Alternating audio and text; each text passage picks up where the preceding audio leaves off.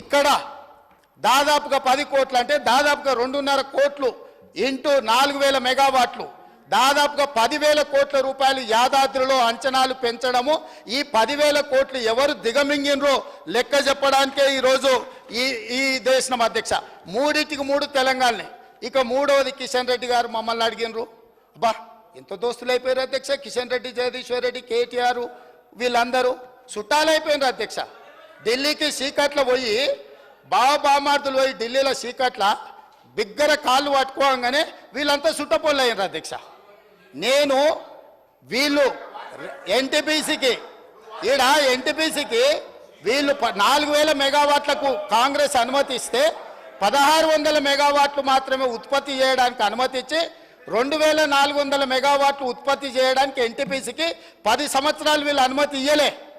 వాళ్ళు అక్కడ ఉత్పత్తి చేస్తే వీళ్ళు కాంట్రాక్టర్లకు ఇచ్చుకోవడానికి బిహెచ్ఎల్ పేరు మీద G2G ఇచ్చి వాళ్ళ సొంత కాంట్రాక్టర్లకు బినామీలకు ఇచ్చి దోసుకోవడానికి అవకాశం ఉండదని ఎన్టీపీసీని నియంత్రించి ఇవ్వకపోతే మా ఉప ముఖ్యమంత్రి గారు బాధ్యత తీసుకున్న తర్వాత ఎన్టీపీసీని పిలిపించి 2400 మెగావాట్ల విద్యుత్ ప్రాజెక్టులను ప్రారంభించండి, మీకు భూమి కేటాయించడం, మీకు నీళ్లు కేటాయించడం, మీకు సింగరేణి నుంచి బొగ్గు కూడా మేము ఇస్తామని చెప్పి అగ్రిమెంట్ చేసి దాన్ని ముందుకు తీసుకెళ్ళింది ఉప ముఖ్యమంత్రి గారు అధ్యక్ష. వాళ్ళు కాదు, ఎన్టీపీసీని కూడా దోకా చేసి తెలంగాణ నిండా ముంచి కమిషన్ల కక్కుర్తిపడి ముంచుతుంటే ఎన్టీపీసీకి అనుమతి ఇచ్చింది కాంగ్రెస్ పార్టీ. రికార్డులున్నాయి, మీరు రికార్డులు తీసి సభలో పెడతాం అధ్యక్ష. ఇవాళ పవర్ పర్చేజ్ వాళ్ళు ఫస్ట్ ప్రిఫరెన్స్ ఎన్టీపీసీ ఏది ఉత్పత్తి చేసినా ఇక్కడ ఉండే స్టేట్కు 85% ఇవ్వాలి. ఆ 85% మీరు ఒప్పందం చేసుకుంటారని మా దగ్గరికి వాళ్ళు వచ్చారు. తెలంగాణ రాష్ట్ర ప్రభుత్వం దగ్గరికి, విద్యుత్ శాఖ దగ్గరికి మేము అంచనాలు వేసినాం. ఇవాళ మార్కెట్లో ₹5.30 మాకు విద్యుత్ ఒప్పందాలు జరుగుతున్నాయి, విద్యుత్ దొరుకుతుంది అధ్యక్ష. వాళ్ళు ఈరోజు పని ప్రారంభిస్తే ఒక 4 నుంచి 5 సంవత్సరాలు పడుతుంది అధ్యక్ష వాళ్ళ ప్రాజెక్టు పూర్తి కావడానికి. ఆ రోజుకు ఈ ప్రొడక్షన్ కాస్ట్ మొత్తం లెక్కేస్తే ₹8 నుంచి ₹9 పర్ యూనిట్ ఈరోజు ఒప్పందం చేస్తే పడుతుంది. ఈరోజు అంత అత్యధికంగా ధర పెట్టి విద్యుత్ ఒప్పందం చేస్తే సంస్థకు లాభం జరుగుతుందా, నష్టం జరుగుతుందా? మేము అంచనాలు వేసుకొని మీ దగ్గరకు వస్తాము. ఒకవేళ ఎన్టీపీసీతో మనం ఒప్పందం చేసుకోకపోతే ఎన్టీపీసీ బాహ్య ప్రపంచంలో ఎవరికైనా ఉత్పత్తి చేసింది అమ్ముకోవచ్చు అధ్యక్ష. ఆ రోజు తెలంగాణ విద్యుత్ సంస్థలు కూడా వాళ్ళతోని ఆ రోజున్న మార్కెట్ రేట్ ప్రకారం మనం కొనుగోలు చేయొచ్చు అధ్యక్ష. ఈరోజు మనము ఎన్టీపీసీతో ఒప్పందం చేస్తే 85% ఖచ్చితంగా మనం కొనుగోలు చేయాల్సిందే. ఆ రోజు capital investment and production cost రెండు కలిపితే ఏ ధర పడుతుందో ప్లస్ ప్రాఫిట్. విద్యుత్ కొనుగోలు ఏ విధంగా డిసైడ్ అవుతుంది అధ్యక్ష? ప్రాజెక్టును పూర్తి చేయడానికి పెట్టే క్యాపిటల్ ఇన్వెస్ట్మెంట్ ప్లస్ ఏదైతే మనము బొగ్గు వాడతామో, రా మెటీరియల్ వాడతామో ఆ కాస్ట్ ప్లస్ ఆ కాస్ట్ యొక్క ఆ ప్రాజెక్టు యొక్క ప్రాఫిట్, ఈ 3 కలిపితే మూడింటిని కలిపి అంచనా చేసి విద్యుత్ పర్ యూనిట్ ధర ఫిక్స్ అవుతుంది అధ్యక్ష.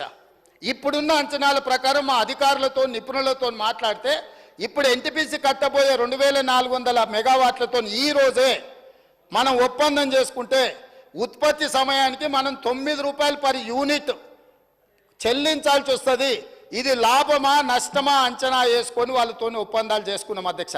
దాంతో వాళ్ళ పనులు ఆగలేదు అధ్యక్ష.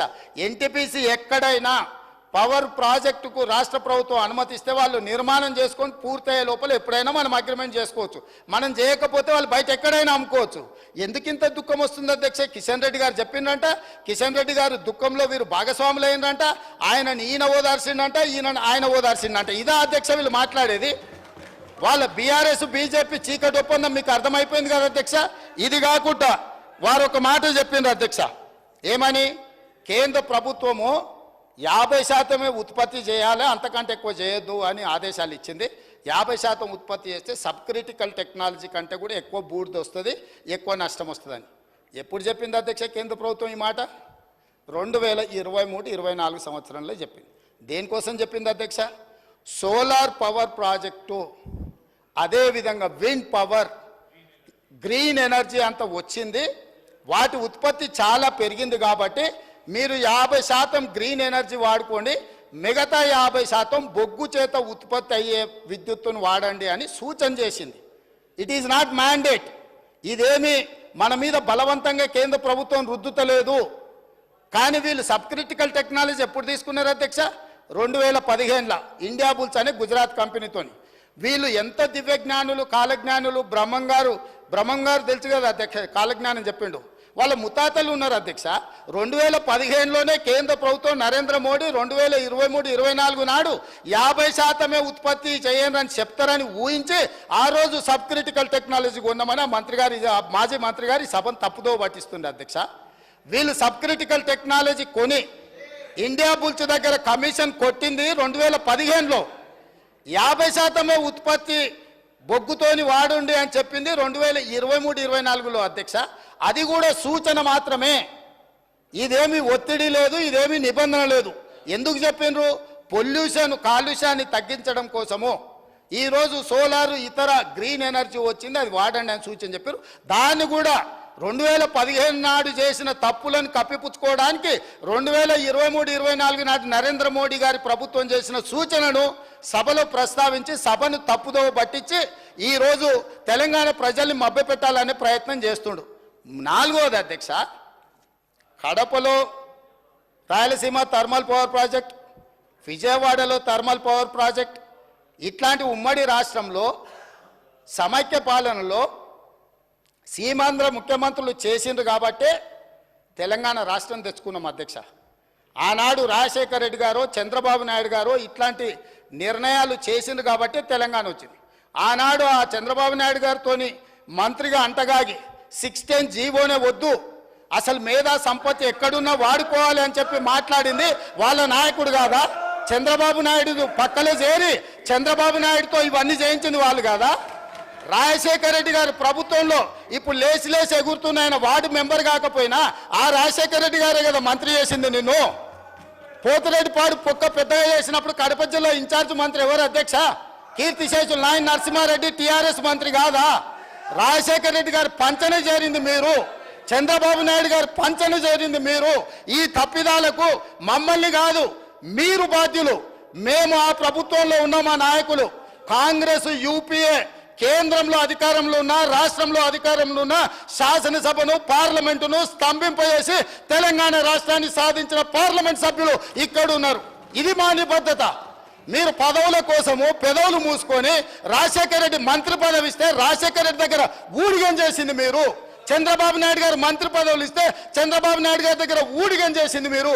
మీరా మాకొచ్చి మా చిత్తశుద్ధిని ప్రశ్నించేది? తెలంగాణ బిల్లు వచ్చినప్పుడు ఆ ముందలి సీట్లో చంద్రబాబు నాయుడు గారు కూర్చున్నప్పుడు ఇప్పుడు ఆ మాగంటి గోపి కూర్చున్న అక్కడనే నిలబడ్డ అధ్యక్ష. నేను 53 నిమిషాలు తెలంగాణ రాష్ట్రం ఎందుకు కావాలి, సమైక్య రాష్ట్రంలో ఉమ్మడి పరిపాలనలో జరిగిన అన్యాయం మీద నిటారుగా నిలబడి అక్కడి నుంచి నేను మాట్లాడిన అధ్యక్ష. పునర్విభజన చట్టం వచ్చినప్పుడు ఆయన పక్కలో కూర్చుని ఆయన ఏడున్నాడు, ఆయన మాట్లాడింది కదా, తీయండి ఏం మాట్లాడిండు. నేను మాట్లాడింది తీయండి అధ్యక్ష. తెలుగుదేశంలో ఉన్న నేను తెలంగాణకు జరిగిన అన్యాయం మీద, ఎడారిగా మారి వలసలు పోతున్న పాలమూరు కష్టాల మీద, తట్ట పని, పార పని, మట్టి పని మీద నేను మాట్లాడిన అధ్యక్ష. వీళ్ళు మాట్లాడలే. నేను ఇవాళ సూటిగా సవాలు విసురుతున్న అధ్యక్ష. ఇవాళ మీ ఎదురుగా పార్లమెంట్లో రికార్డులు తీయండి.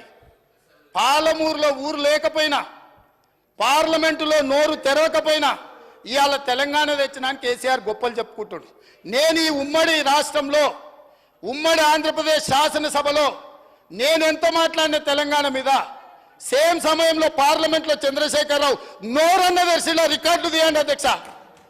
ఎవరో చేస్తే, ఎవరో త్యాగం చేస్తే ఆ త్యాగాల పునాదుల మీద, ఆత్మ బలిదానాలు చేసుకున్న శవాల మీద అధికారంలోకి వచ్చిన వీళ్ళు ఈరోజు మమ్మల్ని అధ్యక్ష తప్పులు పట్టేది.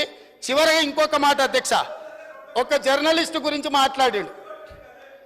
జర్నలిస్టు ఏదో పెడితే కేసు పెట్టిరని. పాపం ఆయనకు తెలియదు, తెలుసుకోవాలి. ఆ జర్నలిస్ట్ పేరు నేను ఇక్కడ ప్రస్తావిస్తే బాగుండదు. ఆ జర్నలిస్ట్ని పోయి అడగాలి ఆ మాజీ మంత్రి గారు. ఆ జర్నలిస్టు ఒక టీవీ ఛానల్కు సీఈఓ. రాసియమంటే రాసియకపోతే ఎస్సీ ఎస్టీ కేసు పెట్టి అరెస్టు చేసి జైలు వేసి ఆ ఛానల్ గుంజుకున్నది వాళ్ళు అధ్యక్ష. ఆ ఛానల్ గుంజుకున్నది వాళ్ళు. ఏ జర్నలిస్టును ఈరోజు కేసు పెట్టిరని చెప్తుండ్రో ఆ జర్నలిస్టు ఒక ఛానల్ CEO ఉంటే ఆ ఛానల్ వాళ్ళకు వ్యతిరేకంగా ఉందని ఆ జర్నలిస్టు మీద SC ST case Banjara Hills police స్టేషన్లో పెట్టి జైలుకు పంపించి నెల రోజులు జైల్లో పెడితే నా అడ్వకేట్ను పెట్టి నేను బెయిల్ ఇప్పించిన అధ్యక్ష. వీళ్ళ దోపిడీ ఆ ఛానల్ గుంజుకున్న విధానం ఇవాళ చర్చ చేయడానికి సిద్ధంగా ఉంటే రమ్మని ఉన్నారు అధ్యక్ష. వివరాలన్నీ నేను బయట పెడతా. మీరా ముసల్కన్నీరు గార్చేది ఏ జర్నలిస్టునైతే మీ మాట ఇంటలేదని ఆమె సొంతంగా కష్టపడి పెట్టుకున్న ఛానల్ గుంజుకోనికే SC ST కేసు పెట్టి ఆడపిల్లని జైలుకు తోలిన పాపం ఊరికే పోదు. అందుకే ఇవాళ మీ ఇంట్లో జైల్లోకి పోతున్నారు అధ్యక్ష. మంది ఆడబిడ్డలను జైలుకు తోలినందుకు ఆ నొప్పి తెలవడానికే మంది పిల్లలు జైల్లోకి పోతుంటే ఆడపిల్లలను కూడా కేసులు పెట్టి జైలుకు తోలినందుకు ఇవాళ ఆ రౌండ్ మీకు వచ్చింది అధ్యక్ష. ఊరికే రాలే, చేసిన పాపాలు ఊరికే పో అని పెద్దోళ్ళు చెప్పిండ్రు అధ్యక్ష. మమ్మల్ని అందరినీ జైలుకు తోలిండ్రు, రాజకీయ కక్షతో దోలలే. ఫామ్ హౌజులు కట్టుకున్నది మీరు, నియమాలు ఉల్లంఘించింది మీరు. వాటిని బయట పెట్టినందుకు జైల్లో పెట్టి డిటెన్షన్ సెల్లో పెట్టిన అధ్యక్ష. నన్ను 16 రోజులు ఒక్క మనిషి లేకుండా ISI తీవ్రవాదులను ఎక్కడ పెడతారో అట్లాంటి డిటెన్షన్ సెల్లో నన్ను 16 రోజులు పెట్టిండ్రు అధ్యక్ష చెర్లపల్లిలా. నేను భయపడలే, లొంగిపోలే, నిలబడి నిటారుగా కొట్లాడిన అధ్యక్ష. మీరు జైలుకు తోలితే భయపడటోళ్ళు ఎవరు లేడు. అబద్ధాలు చెప్పి ప్రజల్ని మభ్యపెడితే ప్రజలేం అమాయకులు కాదు. మీరు చేసిన అన్యాయాన్ని కళ్ళతో చూసిండ్రు కాబట్టే మనకు ఎన్నికల్లో గుండు 0 ఇచ్చారు అధ్యక్ష. అందుకే ఈరోజు నేను చెప్తున్నా, విద్యుత్ మీద మీరు ఎంత తక్కువ మాట్లాడితే అంత మంచిది.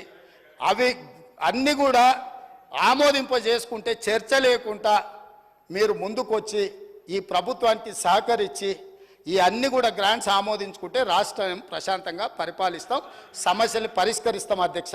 ఒకవేళ వీళ్ళకంత కోరికుంటే మళ్ళా 1st 2nd నాడు ఆల్రెడీ లెజిస్లేటివ్ అఫేర్స్ మినిస్టర్ గారు తమరిని రిక్వెస్ట్ చేశారు, తమరు 1st 2nd కూడా సభ నడుపుతామన్నారు. ప్రత్యేకంగా 10 సంవత్సరాల వాళ్ళ పరిపాలన మీద, వాళ్ళ గొప్పతనాల మీద రాత్రింబగళ్ళు సభ వాయిదా వేయకుండానే 1 గంట కూడా విరామం ఇవ్వకుండా చర్చకు మేము సిద్ధంగా ఉన్నాము. ఇవాళ సభ్యులకు నా సూచన ఒక్కటే, గ్రాంట్స్ మీద మీ సూచనలు ఏమని ఉంటే ఇవ్వండి, మాకు అభ్యంతరం లేదు.